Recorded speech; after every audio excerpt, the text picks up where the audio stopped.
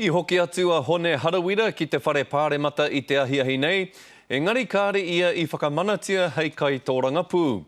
Nā te mea hea I ki ngā whakapae kāre ia I whakae ki te tuku oati ki te kuini o Ingarangi. He rā nui whakaharahara, engari kāore I tika mai te tīmatanga. Ka taka iho te koro wai o Hone Harawira, te rā pea he tohu mō ngā mahi ka whai mai.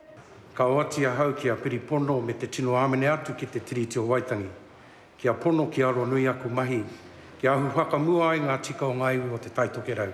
Ki a whakapaua e a hau, Order. Aku kaha Order. katoa. Order.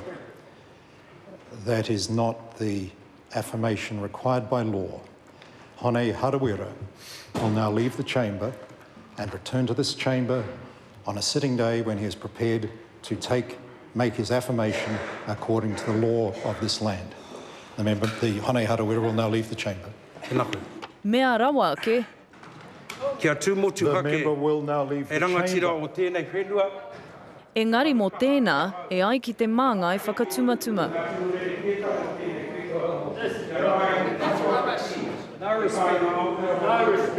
E ai ki te ture me whakapūmau ngā mema pāremata katoa I te oati ki te kuini o Ingarangi.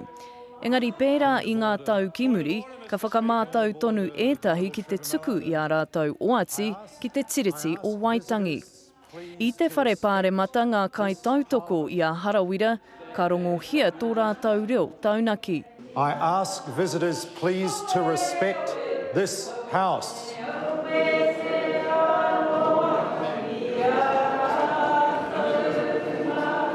Ngū rawa ke ngā reo waiata, ka puta ngā whakamārama a te kai whakahaere o te whare. I did not make this decision lightly, that there has been a tendency in recent times to abuse our law. It's not just a custom in this house, it is the law of this country.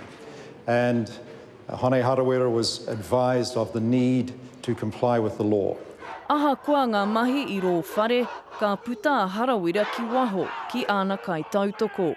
ko ki te koutou, I te raru, ko tāmai ki runga I taku poko whiwhi.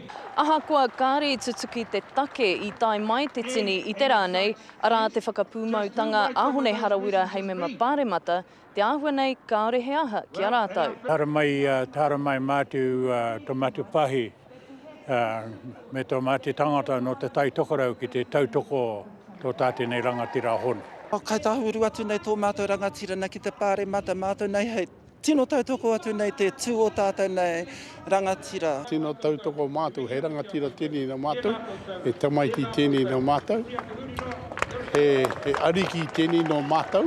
Me tatari a Hone Harawira I naia nei, mo te marama e tū mai nei, kia hoki mai anō ia ki roto I tēnei whare.